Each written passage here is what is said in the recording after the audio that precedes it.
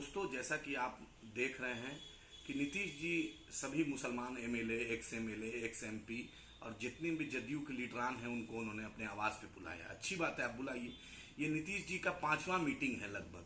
कभी उलेमाओं को बुला रहे हैं, कभी खानकाहों से लोग को बुला रहे हैं, कभी कभी आलिम दीन को बुला रहे हैं। तो हमारा सवाल है कि सिर्फ बुलाने से क्या होगा नीतीश जी? पहले भी आपने बुलाया, लेकिन मीटिंग आप 3 बजे बुलाते हैं, आते हैं आप 6 बजे शाम में, 3-3 घंटा उनको इंतजार कराते हैं। हमारा ये सवाल आपसे है कि सुरजापुरी बिरादरी से एक भी मिनिस्टर नहीं है, शेरशाहवादी बिरादरी से एक भी मिनिस्टर नहीं है, कुल्हैया बिरादरी को उससे हिस्सेदारी नहीं, कम से कम वाइस चांसलर बनाइए। अंसारी बिरादरी से मिनिस्टर नहीं है, राइन बिरादरी से मिनिस्टर नहीं है, इराकी बिरादरी को तो आपने जनगणना में छोड़ ही दिया है। तो 17.70 है, तो अब तो मुसलमानों की आबादी 18% से ज्यादा हो गई है। इराकी बिरादरी को हिस्सा दीजिए, अंसारी बिरादरी को दीजिए, राइन बिरादरी को दीजिए, सीमांचल में सैकड़ा बिरादरी उसको हिस्सेदारी दीजिए। सभी को दीजिएगा तब ना गुलदस्ता बनेगा। ये 18% को जो वोट लेकर जाइएगा, जो तमन्ना रखे हुए लोकसभा में और विधानसभा में, तो उस बिरादरी को हिस्सा कब दीजिएगा? आप तो 3% से भी कम है, 8-8 बार मुख्यमंत्री बन गए हैं।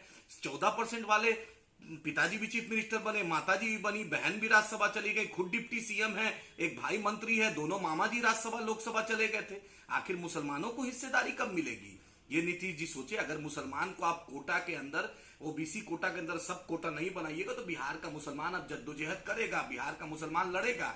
ना आपने मुसलमानों को सीएम, डिप्टी सीएम बनाया, ना दलित में किसी को डिप्टी सीएम बनाया, ना विधान सभा में अध्यक्ष मुसलमान या दलित को बनाया, ना विधान परिषद में आपने अध्यक्ष बनाया।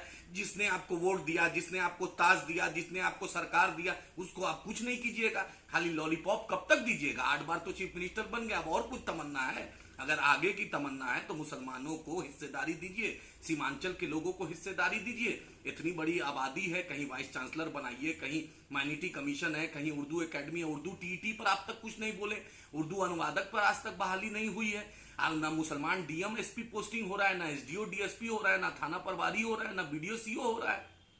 आखिर मलाई अकेले कब तक खाइएगा नीतीश जी? सिर्फ राजगीर को संवारिएगा कि सीमांचल भी पिछड़ा है, बैकवर्ड है, बाढ़ से तबाही झेलता है, पलायन झेलता है, रोजगार के लिए तरस रहा है, उसको भी हिस्सेदारी दीजिए। ये मीटिंग से नहीं होगा। अब पटना सीमांचल का मुकद्दर का फैसला नहीं करेगा, अब सीमांचल अपने मुकद्दर का खुद फैसला करेगा। इसलिए आपको बार बार हिदायत दे रहे हैं कि अब भी होश में आइए और सीमांचल को, मुसलमानों को, दलितों को उसका इंसाफ दीजिए, तब सरकार में दोबारा रह पाइएगा। नहीं तो इंशाल्लाह दोबारा ना आप रहिएगा, ना बीजेपी रहेगी और ना ये लालू परिवार रहेगा। इन लोग को भी बहुत मुसलमानों ने चपरासी क्वार्टर से शीश महल पहुंचा दिया। अब इंसाफ की बात हो कि जिसकी जितनी भागीदारी उसकी उतनी हिस्सेदारी, ये याद रखिएगा। एमआईएम का यही कॉल है।